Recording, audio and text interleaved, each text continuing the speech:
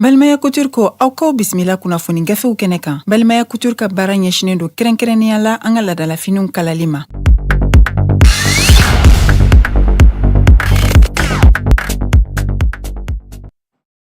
An balima joliba jabarani filɛbaw an ka foli ani tanuni an b'o taga di aw bɛɛ lajɛlen ma bi ntɛnɛndon in na a bɛ bɛn dɔgɔkun daminɛ ma limanaw min ye juillet kalo ye ale ye tile 17 sɔrɔ san 2023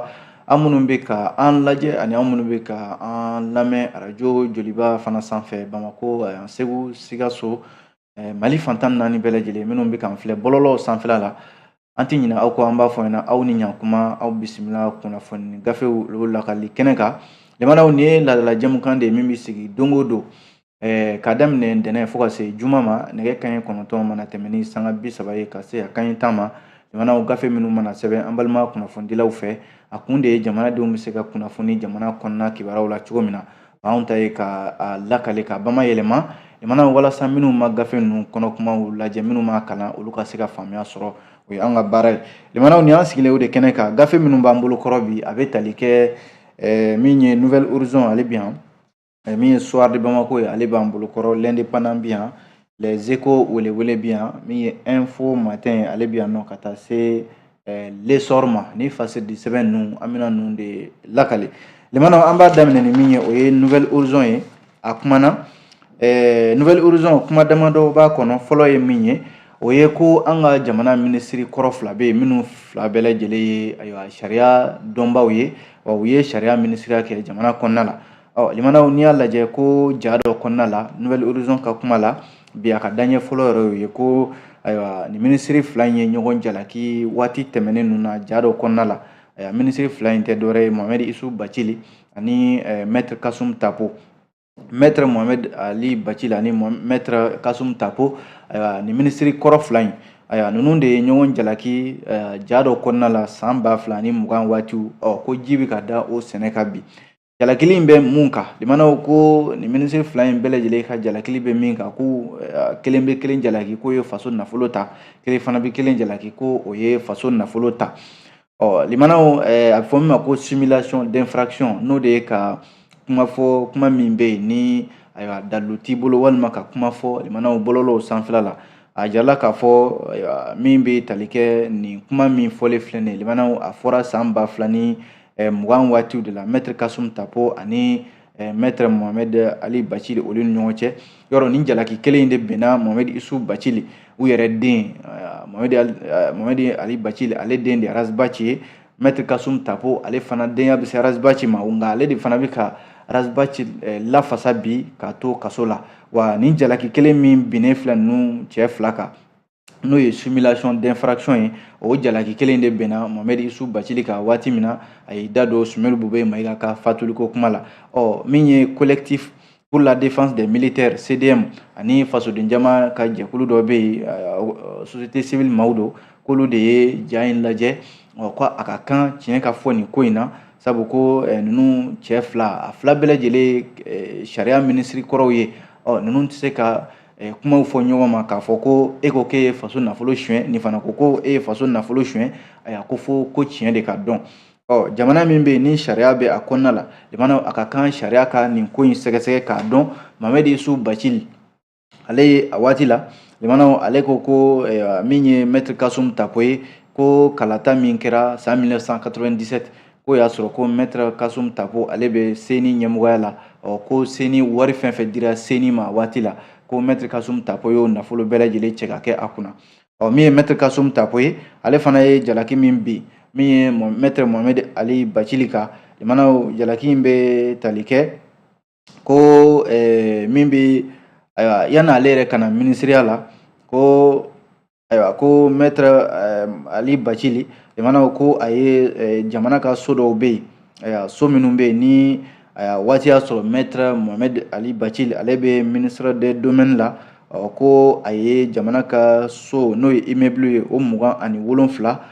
ko a ye o feere limanaw o so minnu bɛ yen n'olu feerela ko o so ninnu bɛɛ lajɛlen a tɔgɔ bɛ ministre an k'a fɔ chambre de commerce kɔnɔna la yen nɔ ko ko seerew yɛrɛ bɛ a ko la Maître Kasum Tapo y'a jira k'a fɔ ko Maître Mohamed Ali Bacili de ye nin baara kɛ so mugan ani wolonfila ko k'a to ministère des domaines la ko wa dalu yɛrɛ b'a la ko seerew b'a la ko a so ninnu fɛn fɛn bɛ yen ni maaw tɔgɔ b'a la ko ka taa chambre de commerce la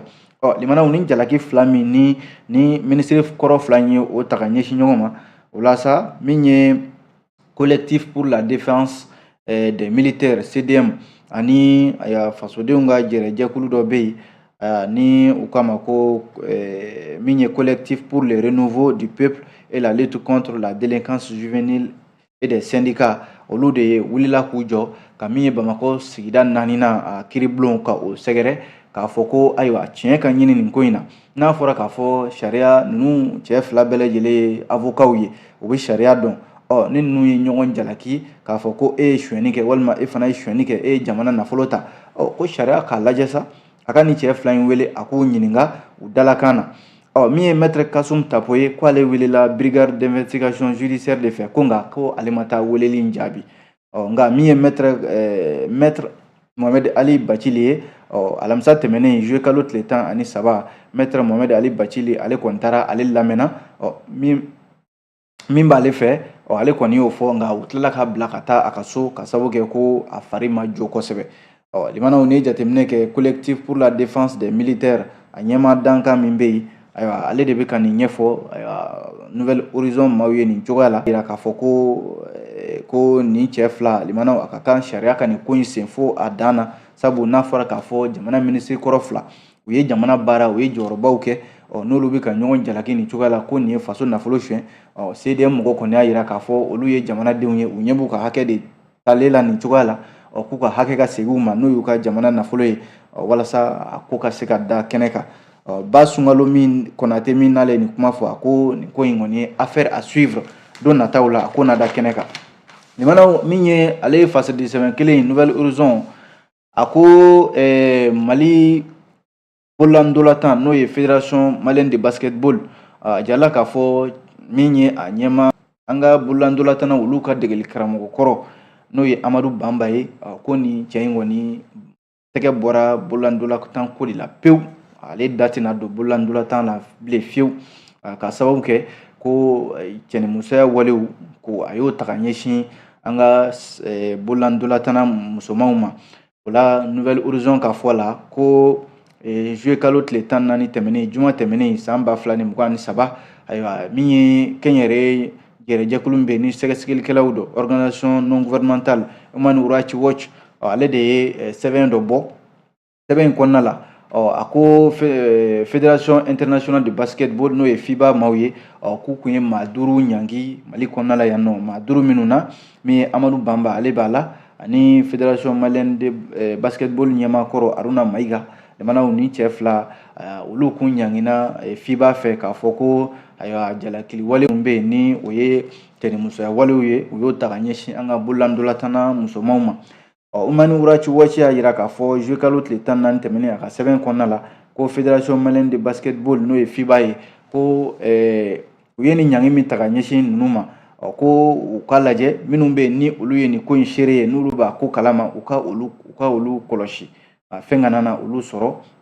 wa min ye ninnu Amadu Bamba ye yɔrɔ ale kɔni ta kɛra ale tɛgɛ bɔra a ko yɛrɛ la pepewu ko sariya ka lajɛ ni cɛ fila min bɛ tali kɛ u dabɔli ko la u kana segin a ko yɛrɛ kɔnɔna la bilen ɲangi minnu bɛ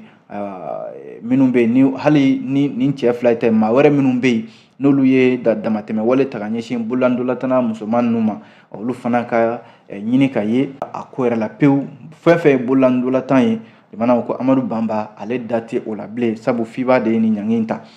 limanaw kunnafoni filɛ nin an ye nin bɔ fasidi sɛbɛn min n'an kama ko nouvelle horizon aw bonya b'a la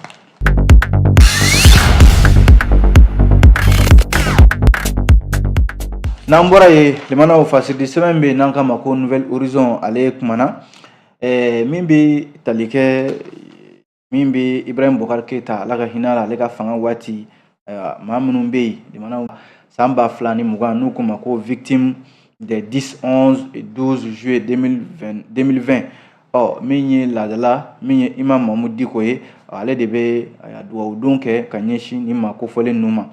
Imam Mamudu Diko y'i kanto a ka kuma dɔ kɔnɔna la ko ale kɔni jɔnjɔ t'ale bolo médaille t'a bolo ka di ninnu ma ko nka ale bɛ se ka min kɔni kɛ o ye dugawu ye ko n'ale kɔni bɛ ɲɛnɛmaya in na ayiwa dugawu min n'o y'a se ye a n'o kɛ ka ɲɛsin banbaatɔw ma ani minnu bɛ yen fana n'olu joginna limanaw ni olu bɛ k'u ka hakɛw ɲini kan na ale kɔni se ye dugawu de ye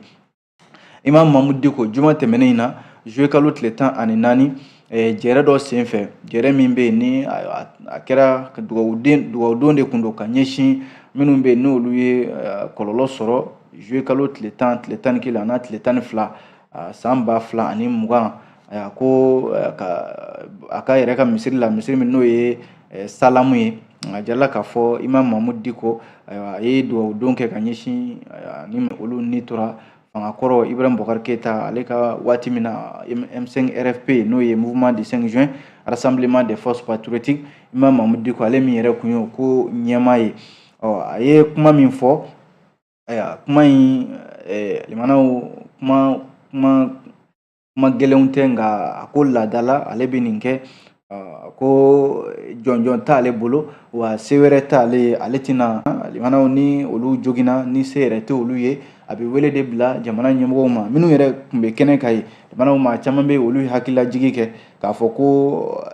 victime ninnu n'o ye M5 RFP victime ye ko u caman bɛ bi u bɛ ka u ka hakɛ ɲini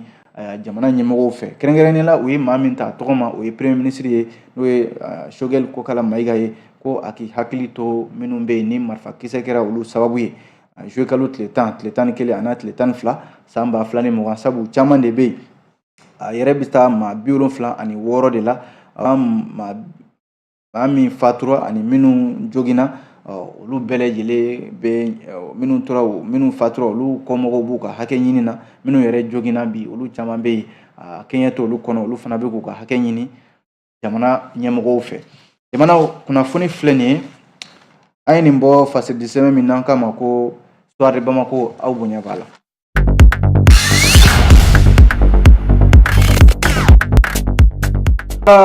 soir kɔnɔ limanaw fasidi sɛbɛn min n'an k'a ma ko l'indépendant ale bi a kumana limanaw l'indépendant y'a yira k'a fɔ ko waati dɔ sera jamana marabaw ani bamancɛkɔrɔw ka tiɲɛ fɔ ɲɔgɔn ye u k'u sigi k'u ɲɛ jɔ ɲɔgɔn na ka tiɲɛ fɔ ɲɔgɔn ye bɛn sɛbɛn n'o ye accord pour la paix ale lawaleyali la n'i y'a lajɛ ko min bɛ tali kɛ agence nationale de la sécurité d'État o ɲɛmɔgɔba colonel Modibo Kone kunungo kari juillet kalo tile 16 ale ye taama dɔ kɛ ka taa Kidal Modibo Kone ka nin taama in ka taa Kidal n'o ye ko a bɛ don hukumu kɔnɔna la jamana o de ye ka bɛn min n'o ɲininen bɛ a dun jɛla k'a fɔ bɛn a bɛ yɔrɔ dɔ la sisan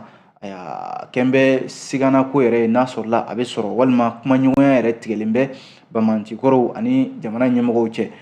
yanni ko wɛrɛ kana na wuli fɔɲɔgɔnkɔ wɛrɛ kana daminɛ min ye jamana bɛɛ lajɛlen ani jamana kɔlɔsili bɛ hukumu kɔnɔna la cakɛda min ka hukumu kɔnɔna la n'o ye agence nationale de la sécurité d'État colonel Modibo Kone ale wulila ka taa Kidal k'a ni Kidal bamancikɔrɔw i n'a fɔ coordination des mouvements de l'Azawad ani olu ye ɲɔgɔn ye o waati y'a sɔrɔ olu fana bɛ jɛrɛ la u ka comité exécutif bɛ jɛrɛ la limanaw ka se ka u ka bureau kura k'o sigi indépendant ko ale tɛ kibaruya jɔnjɔnba dɔ min ye Modibo Kone ka nin taama in na Kidal mara kɔnɔna la ko nka ko taama in a ma janya sabu a kɛra l'heure damadɔ de kɔnɔna la ko nka yirala k'a fɔ taama min kɛlen filɛ nin Kidal kunnafoni minnu bɛ yen ni a bɛ se ka bila o minɛn kɔnɔna la o y'a waati taama in kɛra o y'a sɔrɔ mɔgɔw cɛ limanaw bɛnba tɛ yen sabu u ti ka ɲɔgɔn faamuya ko caman na an ko kɔsa in yɛrɛ la a jirala k'a fɔ ko maa dɔw minɛna ka taa n'olu ye Gawo olu tilala ka segin ka na Bamako yan nɔ tuguni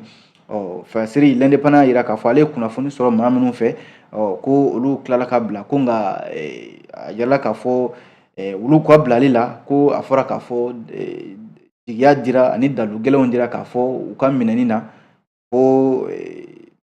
baasi foyi tun t'u ka minɛni na ka ɲɛsin jamana lakanani ma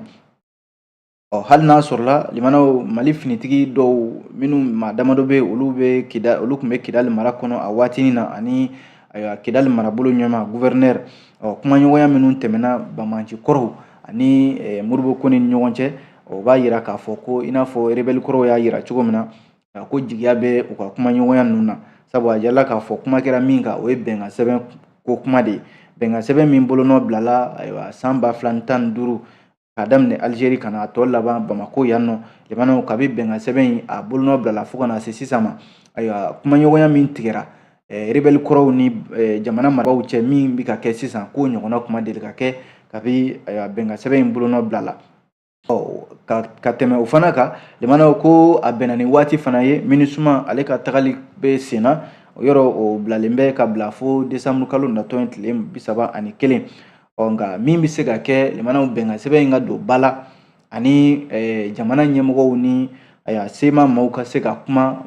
u ka don da kelen fɛ ka bɔ da kelen fɛ jamanaw kumaɲɔgɔnya dɔrɔn de bɛ se ka o baara sigi sen kan a bɛna fɔ Modibo Kone wulila de wulikajɔ ka fisa sen ka di ye ka taa ninnu kumaɲɔgɔnya sabu bɛnkan sɛbɛn in bɛ lahalaya min na bi jamanaw kɛlɛ tɛ yen bɛn fana tɛ yen an bɛ ni fila de ni ɲɔgɔn cɛ kɛlɛ tɛ ka kɛ bɛn tɛ ka kɛ min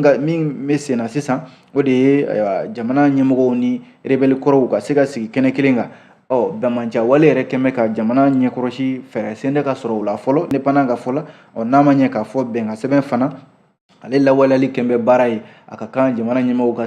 sira kura bɔ walasa kumaɲɔgɔnya u ka don ba la bamanci kɔrɔw ni jamana ɲɛmɔgɔw cɛ u ka don da kelen fɛ ka bɔ da kelen fɛ yana ka taa wolo ko wɛrɛ la kunnafoni filɛ nin l'indépendant jamanaw an ye nin sɔrɔ a kɔnɔna la ale l'indépendant kelen in ka kuma la jamanaw jarala k'a fɔ ko an ka senandolatan muso minnu bɛ yen n'olu bɛ senandolatan kɛ n'o ye aigle damu ye limanaw ma nin mɛn ma nin ye ko si de ma labɔli kɛ n'o tɛ fɛn caman bɛ yen i na o mɛn i na o ye l'indépendant ka kuma la ko min y'an ka senandolatan musomanw ye n'o ye aigle damu ye olu kun taara ndolatan dɔ la u ni Burkina ni ɲɔgɔn cɛ a kɛra Benin jamana de kan ndolatan in a bɛ don hukumu kɔnɔna la o ye Jeux olympiques min kan ka kɛ san 2024 Faransi jamana ka parikaw fɛ yen o ɲɛbila ndolatanw de bɛ sen na a jala k'a fɔ a ndolatan tali la n'o ye ale ye yɔrɔ ko an ka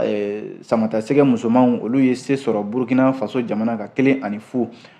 Stade de l'Amitié Général Mathieu Kérékou Cotonoukaw fɛ yen nɔ Benin jamana kan u segilen ka na dɛ limanaw ni o nisɔndiya ye ko Fédération Malienne de Football n'o y'an ka senandolatan ɲɛmaayaso ye ko fédération baarakɛla dɔ bɛ yen k'o de nana jalen u taatɔ so ko ka 200 d'u ma k'u k'o don passe la ka taa so limanaw nin kɔni kɛra a balala an ka senandolatan musomanw na kosɛbɛ u yɛrɛ bɔra ja dɔ de kɔnɔ n'o ye vidéo dɔ ye réseaux sociaux kan o yɛrɛ ja ye taara yɔrɔ caman bɛɛ y'a ye juma tɛmɛnen na min ye senandolatan musoman ninnu ye u y'a yira k'a fɔ nin kɔni olu ma se ka limanaw a kuma fɔlen bɔlɔlɔw sanfɛ teliya la min ye comité exécutif FEMAFOOT a ɲɛmɔgɔ Mamutu Ture n'u kama Bavier ale ye ninnu wele dunanjigiso dɔ kɔnɔ Bamako yan k'u kuma ɲɔgɔnya nka ɲininkali dɔ min ni senandolatan musoman ninnu y'o kɛ o de ye k'a fɔ olu ka koɲɛ yalima a bɛ FEMAFOOT de bolo wa walima a bɛ ministère min bɛ farikolo ɲɛnajɛ kunna a b'olu de bolo ko ni ɲininkali min kɛra Fédération Malienne de Football ɲɛma n'o ye Bavier a kɔni sigilen tora a ma se ka jaabi di nin ko in na nka sera ka min kɔni fɔ o de ye k'a fɔ ko u ka hakɛ min ne o y'u ka prime ye u nanen ka bɔ ndolatankɛyɔrɔ la limanaw u ye jamana kunnawolo u y'a yira k'a fɔ olu tɛ ka taa u yɛrɛ ma u bɛ ka taa jamana de tɔgɔ la wa u bɛ ka taa jamana de kunnawolo jamana wɛrɛ kan olu ka hakɛ min kan ka di u ma u ye ɲininkali caman de kɛ k'a ye k'a fɔ minnu bɛ yen ni olu ye senandolatanw ye cɛmanw u bɛ taa Mali lafasa olu fana ye musomanw de yalima u bɛ k'olu ka musoya de yiriw la wa walima olu bɛ nin baara min na olu kɛn bɛ bolokɔfɛ ko ye a ko siratigɛ la walima u ka hakɛ sen bɛ ka tereke u kan u t'a dɔn u bɛ ka kɛ olu ka prime ninnu minnu bɛ di u ma ko prime ninnu ma se ka di wa u taalen filɛ nin senandolatan min yɛrɛ la u segilen filɛ ka na ko dɔwɛrɛ ma ɲɛsin u ma ko 200 k'u k'o don passe la jamanaw ko ka t'u ka so u kɔni y'a ye sa nin ko in tɛ se ka to sen na u bɔra ja dɔ kɔnɔ o ye réseaux sociaux fan bɛɛ lajɛlen minɛ limanaw maa minnu kan ka taa jamana lafasa san 2024 Jeux olympiques kɛnɛ kan n'a fɔra ko nin ye olu sara cogo ye ko limanaw ko Bavier a ye layidu ta u ye bi ntɛnɛn yɛrɛ ko nɛgɛ kanɲɛ 14 waati k'u ka hakɛw limanaw k'u na di u ma kunnafoni filɛ limanaw an ye nin bɔ l'indépendant de kɔnɔ aw bonya b'a la.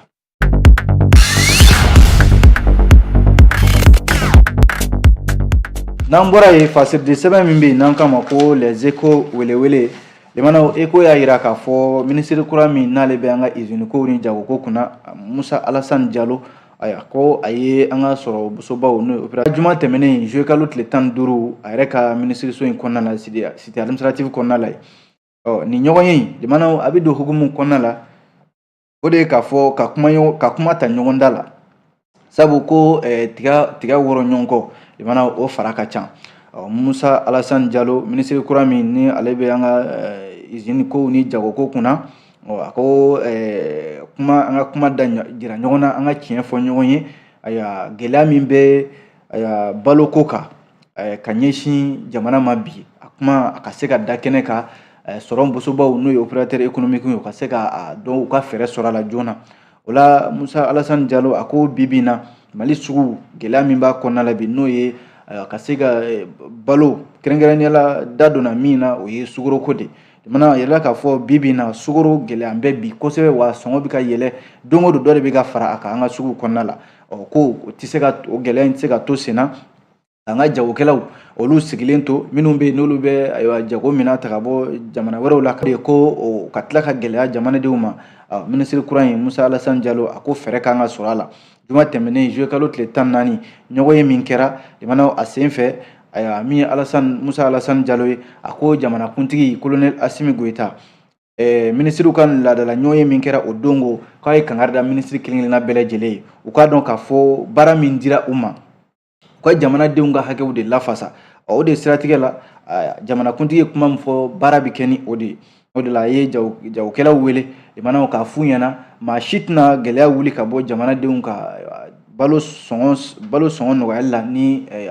jagokɛlaw yɛrɛw tɛ fɔ a mɛnna min ye ka sɔngɔ nɔgɔya walima ka balo ta ka bɔ jamana kɔ kan ka na n'a ye jamana kɔnɔna la o koɲa bɛɛ lajɛlen tara ka di an ka sɔrɔ bosobaw ma n'o ye opérateur économique ye cogo di ko Mali a ka yɛrɛma hɔrɔnya ta san 60 ani kɔ limanaw hali sisan anw de bɛ gɛlɛya la ko balo bɛ ta ka bɔ jamana kɔ kan ka na n'a ye ko gɛlɛya bɛ o la wa o balo fana tɛ se ka san suguw kɔnɔna la k'o tɛ se ka faamuya Musa Alassane Diallo ko ni nin tora sen na an sigilen bɛ k'a lajɛ san 60 ni kɔ an bɛ nin lahalaya in na ko fo fɛɛrɛ de ka sɔrɔ a la a y'a ɲɛfɔ k'a fɔ ko kalo 3 natɔ in na walima kalo 4 natɔ in na jagokɛlaw ka fɛɛrɛ kɛ u ka fɛn fɛn u bɛ se fɛn fɛn na u k'o kɛ sen fɛn fɛn b'u ye u k'o kɛ walasa jamana kɔni b'u ka bila la minisiriso ye ministère du commerce et de l'industrie a ko a dan b'a la n'a sɔrɔla nin kuma in faamuyara wa u tɛna wuli fiyewu k'u kɔ don minisiri la k'a fɔ n'u ma fɛɛrɛ bila sen kan u ka layidu ta minisiri de bɛ ka nin kuma fɔ ta u ka layidu ta ye u bɛna baara kɛ cogo min na fɛɛrɛ fɛn fɛn b'u bolo u ka fɛɛrɛ in bila sen kan walasa kalo 3 natɔ in na kalo 4 natɔ in na a kana fɔ bilen ko sukaro gɛlɛyara a kana fɔ bilen ko ɲɔ gɛlɛyara a kana fɔ bilen ko malo gɛlɛyara u bɛ na ni fɛn fɛn ye a sɔngɔ ka da kɛnɛ kan bɛɛ ka se k'a dɔn wa jamanadenw ka se ka bɔ a sɔngɔ ninnu ma an b'o de la bi baaraw kuncɛli la minisiri y'a jira k'a fɔ ko u ye jɛkulu dɔ bila sen kan n'o ye protocole d'accord dɔ ye cahier de charge bɛɛ y'i bolonɔ bila o la limanaw maa i ye layidu min ta layidu i b'a dafa dɛ n'o ye opérateur économique ye walasa jamanadenw bɛ se ka lafiya cogo min na Seydou Fane ka fasiri don limanaw an ye nin bɔ Echo welewele kɔnɔ ko wa ka kuma laban tɔni 100,000 n'o ye sukaro tɔni 100,000 joona yɛrɛ limanaw k'u bɛn'o doni ka na n'a ye jamana kɔnɔ walasa sukoroko gɛlɛya min bɛ yen a ka se ka ban Echo an ye nin sɔrɔ a kɔnɔ aw bonya b'a la.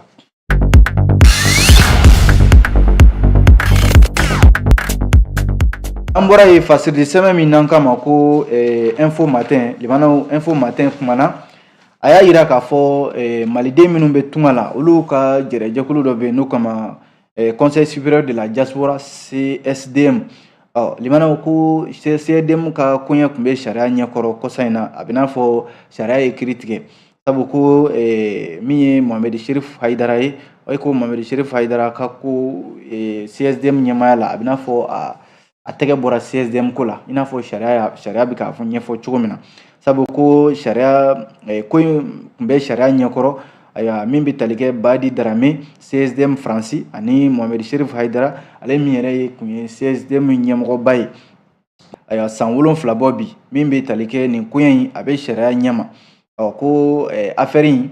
juillet kalo tile 13 tɛmɛnen san 2023 section administrative min bɛ cour suprême la aya Mali la yan nɔ ale kɔni kiiri tigɛ kiiri min tigɛra nin ye kiiri in b'a yira k'a fɔ arrêt numéro 379 min tara juillet kalo tile 13 jamanaw ko b'a yira k'a fɔ ko sɛbɛn min n'o ye récépissé ye n'o bɛ Mohamed Cherif Haidara bolo jamanaw ko kabi CSDM bilala sen kan san 2016 waatiw la ko sɛbɛn kolon don fo récépissé ko wa ko bureau exécutif min bɛ CSDM tɔgɔ la ni o bɛ Badi Darame ale tɔgɔ la ko de ye tiɲɛ ye CSDM ɲɛmɔgɔ ye bilen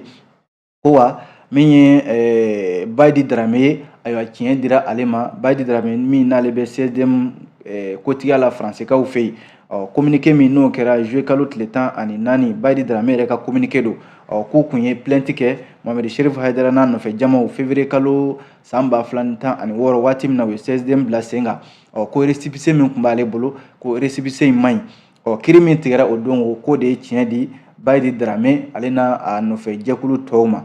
limanaw nin b'a yira k'a fɔ bi min ye Mohamed Cherif Haidara ye ale min k'a ye san caman kɛ CSDM ɲɛmɔgɔya la k'a ye CSDM koɲɛ caman conseil supérieur de la diaspora malienne k'a ye a sariya caman turu a kun kan i n'a fɔ Fasiri bɛ k'a fɔ cogo min na Badi Darame bibi na ale kɔni yɔrɔ ale yɛrɛ kun gɛnna CSDM maaw fɛ i n'a fɔ Mohamed Cherif Haidara ale n'a ka maaw san 2019 ko nka ko sariya ye tiɲɛ di ale Badi Darame kelen ma bi ko ale de ye CSDM ɲɛmaa ye jamanaw nin de ye kunnafoni yɛrɛ ye an ye min bɔ info matin kɔnɔ aw bonya b'a la n'an teliyala ni fasidi sɛbɛn min ye o ye l'essor ye biennale artistique et culturelle min kɛra Moptikaw fɛ yen jamanaw ko biennale dɔgɔkun kelen o kɛra la a kun cɛra min ye Segu ye ale wulila k'i jɔ ni saraba ye min bɛ tali kɛ Joyila ani Buguni olu tugura Segu la nin b'a yira k'a fɔ biennale ɲina min kɛra Segukaw olu de wulila k'u jɔ ni saraba ye waati yɛrɛ kama jamanaw ko biennale min bɛ tali kɛ san 2025 o bolodalen bɛ ka bila Tombouctou olu fɛ yen nɔ an bɛ Ala deli Ala ka o yira an na an b'a bila yan l'essor an ye nin sɔrɔ a kɔnɔna la ni Ala sɔnna sini an na ɲɔgɔn sɔrɔ yan gafe kuraw mana bɔ k'o lakale an b'aw bɛɛ lajɛlen fo dan tɛ foli min na a k'an bɛn diɲɛ waati wɛrɛ. Ni kun y'aw ka kunnafoni gafew kɛnɛ ye ni Balimaya Couture ka dɛmɛ ye Balimaya Couture ka baara ɲɛsinen don kɛrɛnkɛrɛnnenya la an ka ladalafiniw kalali ma Mamadu Traoré fɛ yen ni bɛɛ ko Maduba nɛgɛjuru sira 76 11 63 88 66 66 51 37 97